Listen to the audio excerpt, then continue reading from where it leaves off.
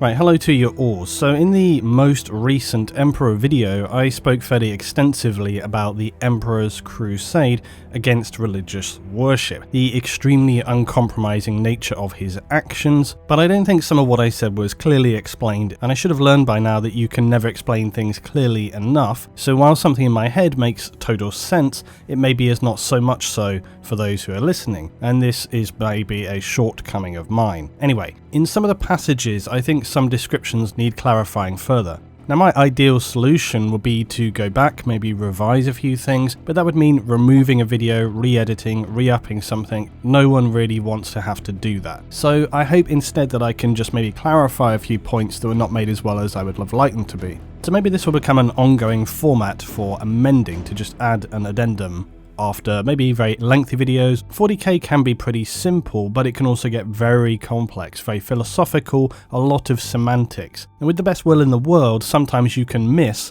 a singular quote somewhere which can change the meaning of everything. It's an ever ongoing minefield of just understanding, and sometimes things you've read before will drop out of your mind. It's just this ongoing balancing act. And I always do my best to find a common focus. I also will say, if this was not clear already, when I make my videos I usually want them to have a certain feel, or perhaps lean maybe a little more one way than another, but you shouldn't interpret this as a bias, it's maybe just more of a creative choice. Lastly, I hope you guys will see that I am never closed to correcting, amending, or changing a position on something. With that said, if you come at me in the comments with something which is very clearly nonsense, I'm going to say that it is, alright? If people will have a constructive, respectful discussion with me, I'm going to do the same with you. But this doesn't mean that everybody's going to agree, and it doesn't mean that what I decide is definitively right either. This is one of the best things about 40k, that people can interpret things differently. For sure, some things are more certain than others, some you can argue are definitely carved in stone, but others are very, very loose and open to personally subjective interpretations. And to give you maybe a sense of how much I value all this, if a mistake is too severe, I will fix it rather than just saying, whatever, to hell with it.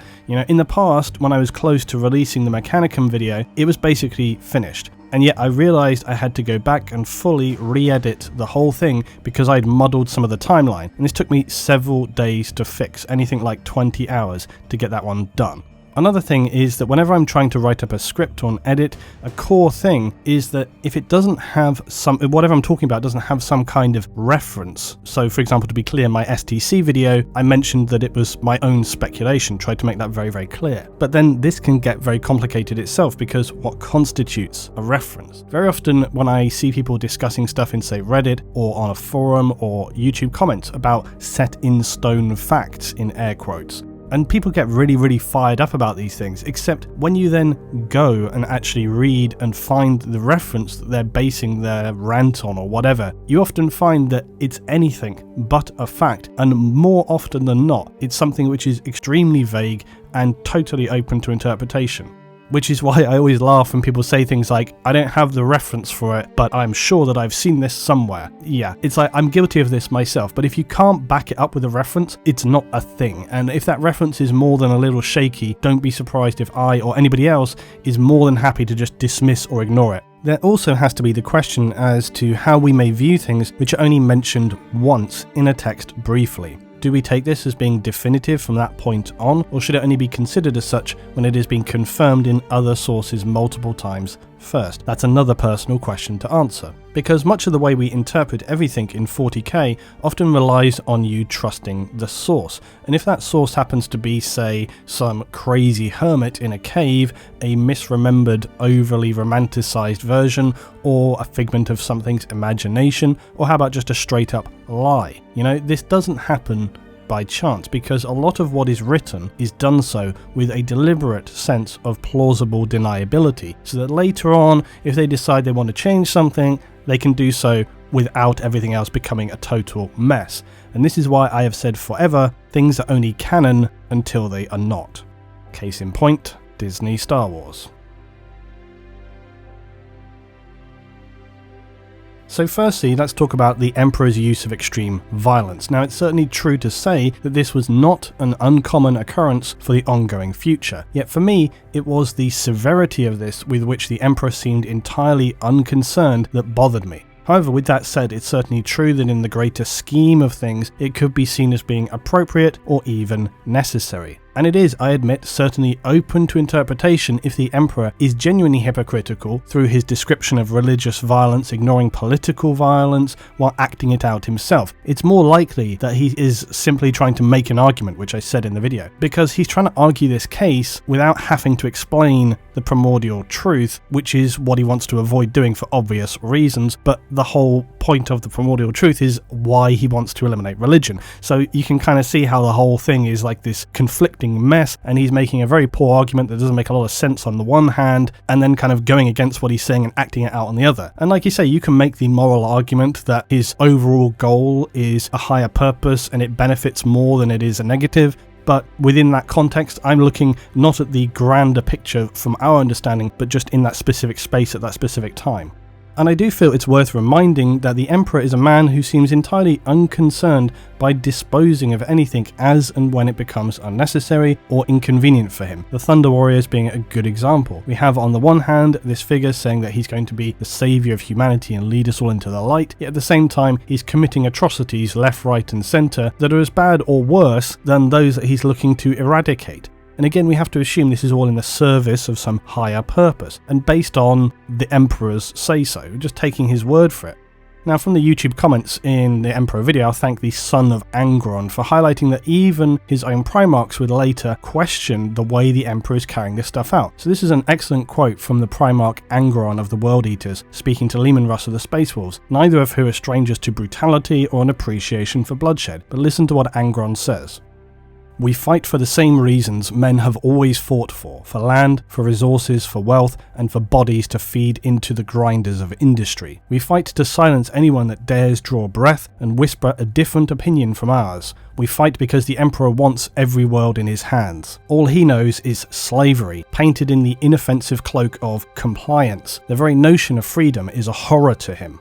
Do we give choices to those we slaughter, a true choice? Or do we broadcast that they must throw their weapons into the fires of peace and bow down, faces pushed into the mud like beggars, thanking us for the culture we force upon them?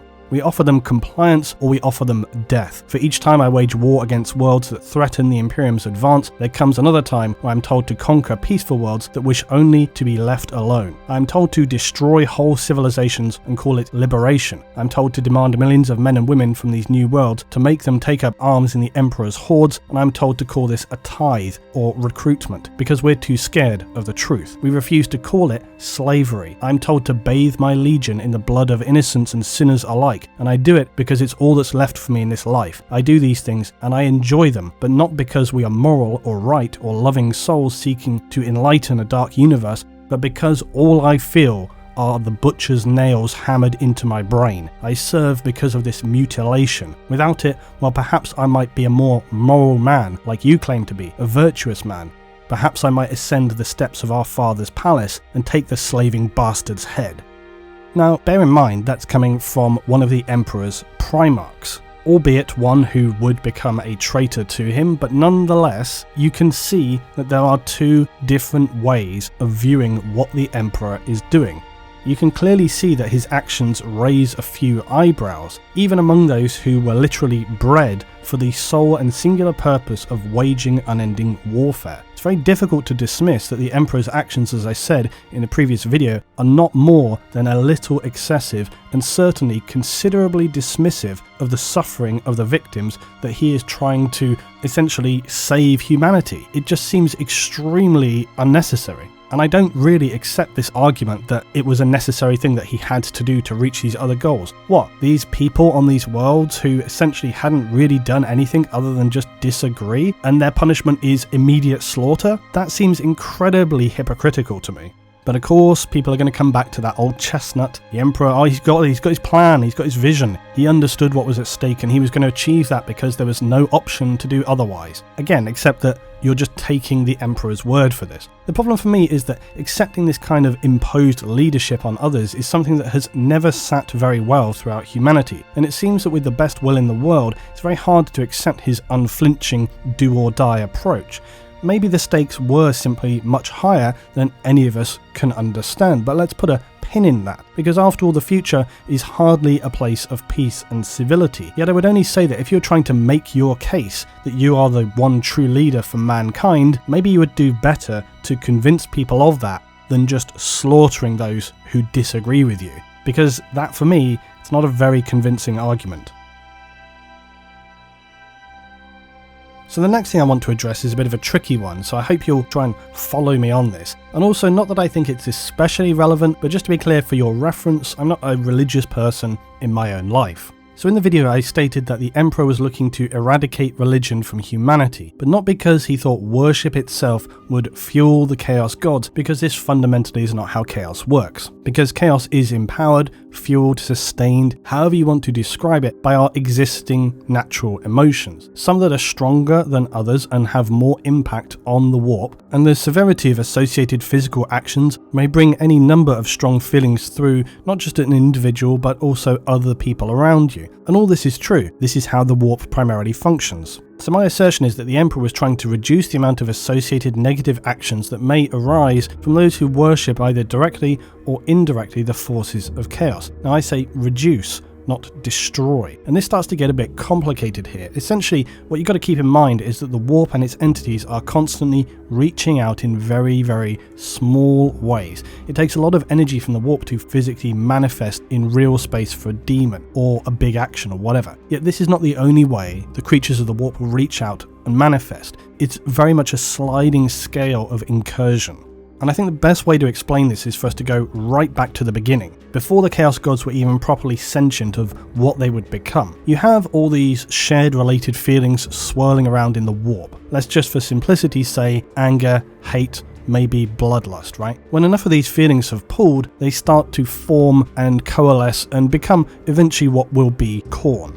But before you get to that, this formation of powerful feelings begins to become somewhat self-aware, but perhaps not fully. It's more of a driven sense of what it is, what these feelings are when they are all combined, perhaps an inclination or a desire for more, a quite literal thirst for blood, you might say, but it's all still relatively weak. It's not going to manifest any warp entities or have some grand plans, but what it could do is it might start to touch the minds of humans, but just in a very, very small way to begin with. Imagine it's like a pinprick that makes you angry with your partner or friend, just a little pinprick in the mind. Maybe you lash out at someone for no reason in front of others. But the point is, the warp will be making a net gain in terms of psychic energy accumulated from making that very tiny, tiny impact. One of the things that chaos is very much about is efficiency. It wants to expend as little energy as possible while achieving the biggest return it can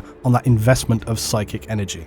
Now, if you follow that idea through, you can see how the warp reaching out with those very small impacts of negative inspiration would build and build and build until eventually it's a full-blown cascade effect. And this is when you see the horrific bloody wars of early mankind and the true birth of the first of the Chaos Gods, Khorne. Medieval times, horrific torturing methods. You've got things like the wheel, where they'd lash a person to the wheel, they'd sort of put maybe wooden braces in and around, and then a guy with a great big sort of hammer or some other iron implement would just go along the arm, breaking every sort of few inches the bones, just smash, smash, smash, until the person was literally just like a jelly. These are the things that happened during that time. Horrific, nightmarish, often done in public, and you can see that all of that is going to drive and fuel and power the birth of a god like Khorne.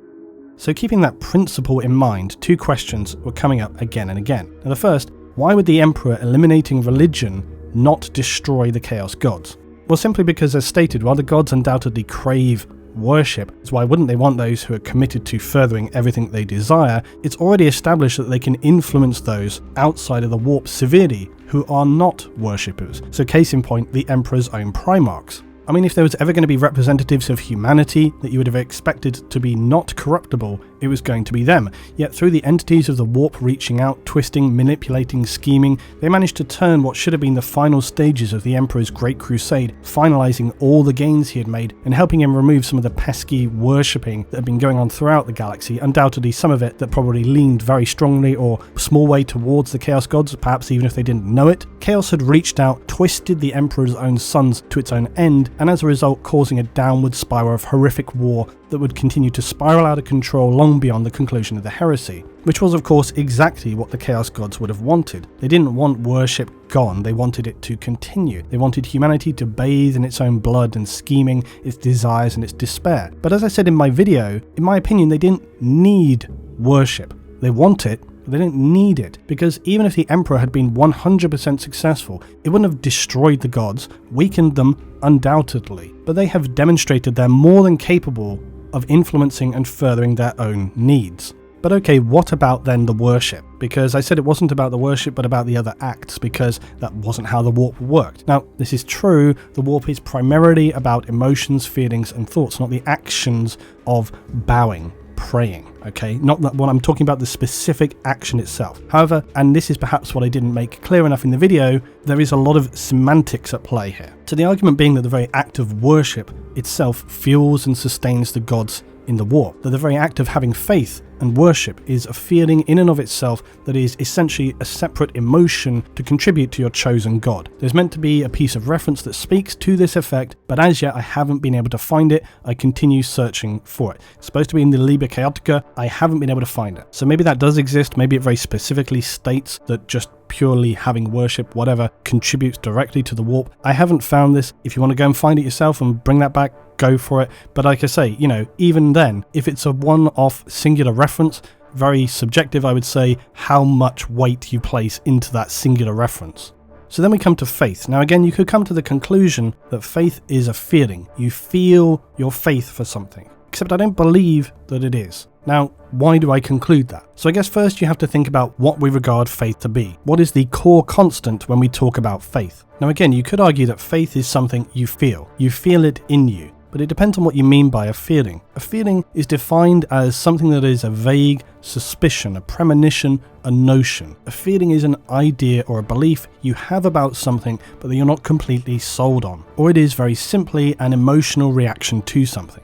Now those definitions for me are not how I understand faith as a concept, because the core constant when you think about faith is that it is unbreakable. Because up until the point where you have faith in something, you don't truly believe in it. But feelings, on the other hand, are very flexible. They wax, wane, they come and go, they're changeable all the time. But that's not what faith is.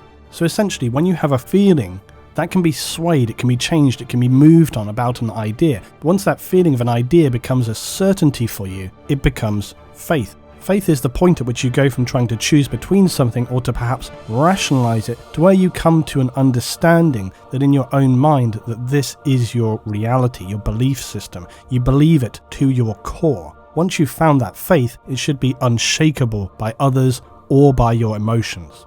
And this is key as well. People who speak about having faith do not allow disastrous events to break it. They somehow see past this tempest of emotions they may be feeling is simply breaking over them, like a violent sea might break over rocks. Your faith remains unmoved because your faith, and be that in the Emperor or the Chaos Gods, is not a feeling or an emotion that you have that's going to wax or wane. It's not something that goes away or that you may feel now or then or only in extreme circumstances. It's a constant certainty. It's distinct and separate. Faith is knowing to your core that the understanding you have concluded is unbreakable, no matter what else is occurring. But it's not going to become stronger or less. It's basically just a defined constant. So what I'm saying is, having faith in a Chaos God doesn't feed it emotionally, but it is a powerful thought. Now, I'm not 100% sold on the idea that this in and of itself feeds or fuels the warp. All I've read focuses entirely on it being about the strength of emotion. But is it possible that strong thoughts also focus your mental, psychic energy through to the warp? It's certainly possible. But even then, if you want to really break things down and get into the mechanics of what a thought means, let's say you're scheming to murder a person. You can plan out the very emotionless mechanical aspects. That's a thought. But the thought that I consider that would transition to the warp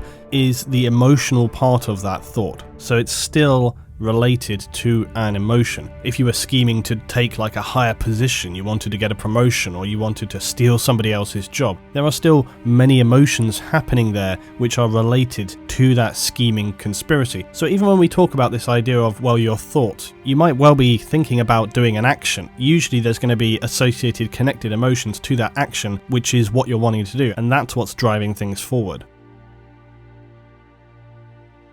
So what then of prayer? Now, when it comes to chaos cults and worshippers, you probably have to loosely interpret specifically what you would imagine them to have. Maybe for them it's some kind of group chanting or individually whispered moments when they focus themselves, or, arcane runes and other elements like this. Sacrifices maybe, but that's, like I say, an action, it's not praying, is it? Now look, either way, prayer is the thing that is closest for me in terms of literally feeding and sustaining the warp. Yet again, prayer isn't a feeling, it's an act. So you use it to convey all your pent-up emotions and overwhelming feelings through the focus of your worship. It's a release for you to convey and let those feelings flow through you. So in this sense, does the act of worship feed and sustain the gods, specifically the gods of chaos? I think yes, it does. But is it faith that in and of itself feeds the warp or the gods? No, that isn't what faith is, as is my understanding anyway. Is faith a part of someone's belief and their worship though? Yes, it is. As I said, there's a lot of semantics here, but I find that this is important. So the remaining thoughts for me are as follows. Did the Emperor, as I highlighted, seek the extermination of religion so as to, quote, destroy the chaos realm? I don't think so. We hear demons speaking about how the Emperor's actions are destroying their realm, but this seems a very over-the-top evaluation, likely for dramatic effect on behalf of what goal that demon was trying to achieve.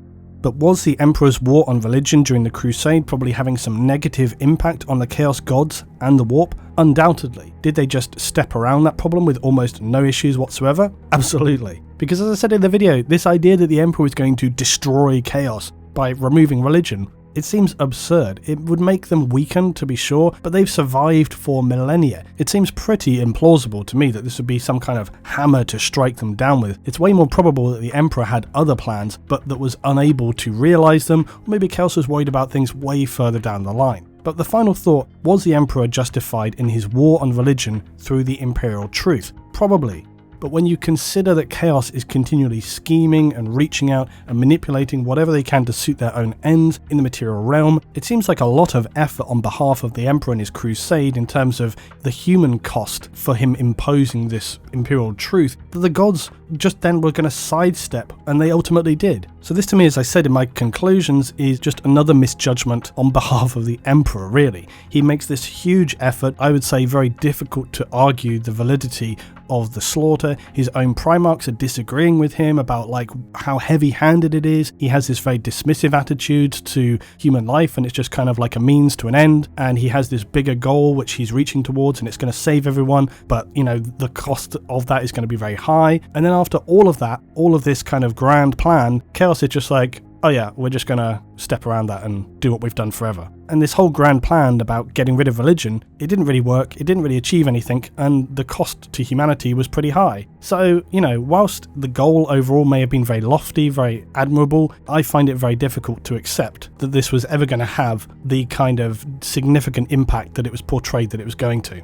Anyway, I hope that helps clarify and give a little more detail on my thoughts around this. I'll be back with more very soon, guys. Thanks for watching as always. Drop a like if you enjoyed and leave me your thoughts down below.